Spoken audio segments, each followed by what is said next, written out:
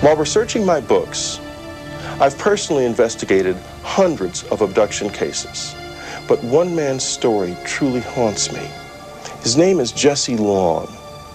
He claims to have been abducted many times since he was a boy, and the abductions he describes are terrifying.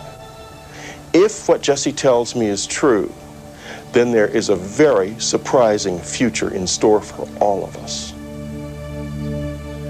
Jesse, when do you first recall being abducted? My first abduction occurred in 1957 when I was 5 years old in Rogersville, Tennessee, a very small town in Upper East Tennessee. My brother John was with me at the time.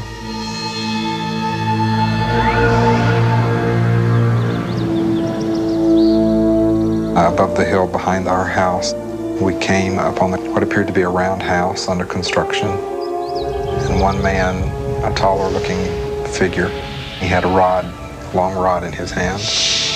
A light was emitted from it, and we were paralyzed.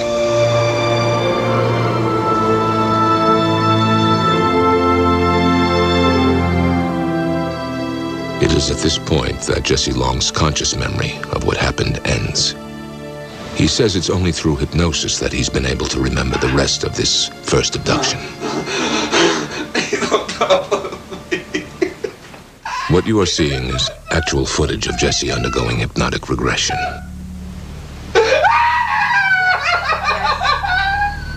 You will not be I remembered being taken into the craft, taken into one room. I was placed on a very cold, flat table. My brother was separated and he was taken into another room.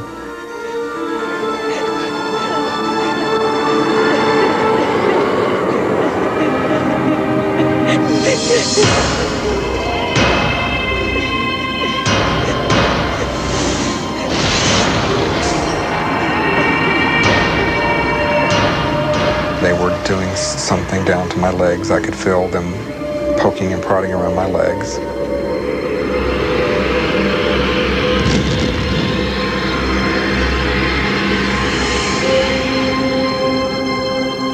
According to Jesse, his abductors inserted a small item, an alien implant, into his left shin.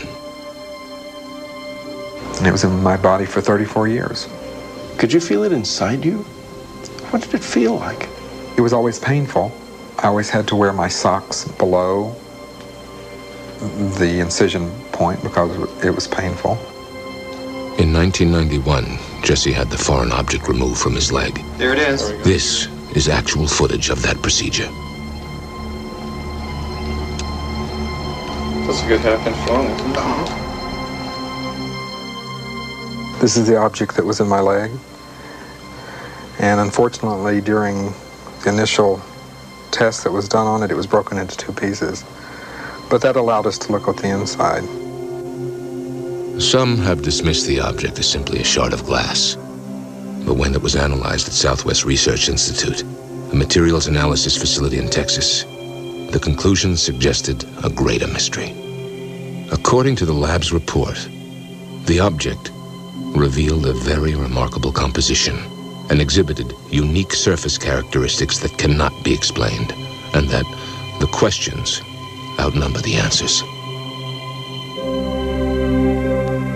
When the object was removed, I was convinced that whatever this object was had something to do with all of my abductions.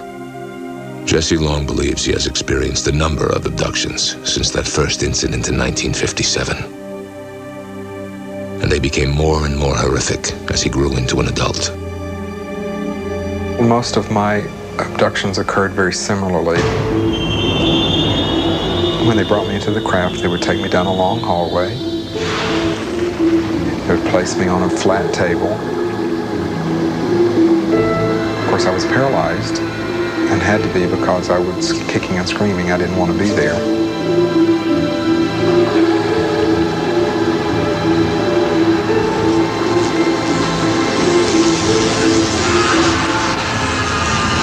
The experiments on the table included a sperm extraction. The sperm extraction procedure is the most traumatic and has caused me the most problems, in that they actually force me to crossbreed with what seems to be a female being.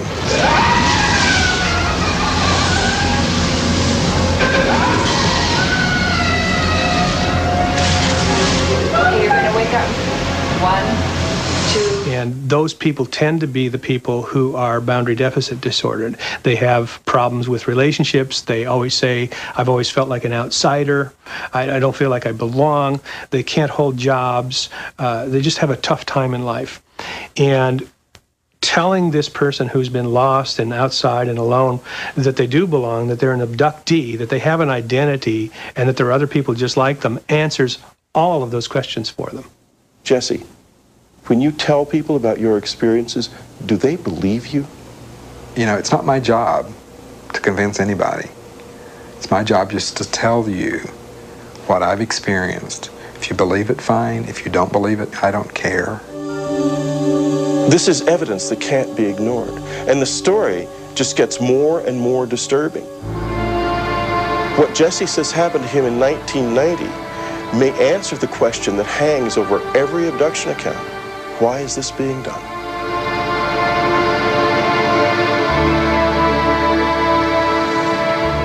I was driving from California to New Orleans, and right outside of Albuquerque, New Mexico on I-40,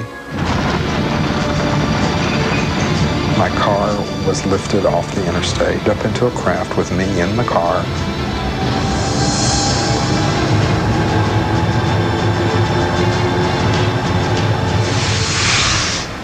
I was taken aboard the craft, placed on a table. I was presented with a baby. I was told, "This is your child."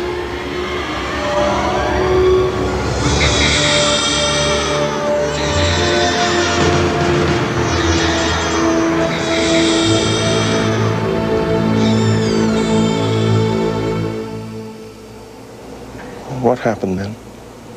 And there were 9 other children standing along the wall. They all looked at me, and I could see, yes, they were mine. Each of the children who were standing along the wall walked up to me lying on the table, and they each touched my hand as they walked by and looked me straight in the eyes. And they walked on out of the room. And the message I was getting from them was, "We're okay. Thank you." If you could confront your abductors, what would you say to them? If I could sit down with one of them right now and ask them one question, I would want to know why me and for what reason.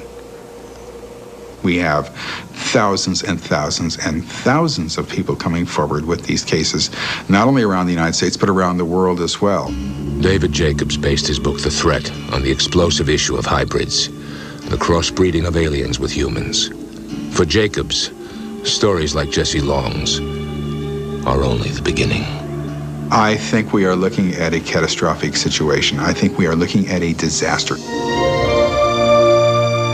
We are seeing a unified program here with these beings, a program of physiological exploitation by one species of another. And I know this sounds absolutely insane. We're looking at a colonization program in some way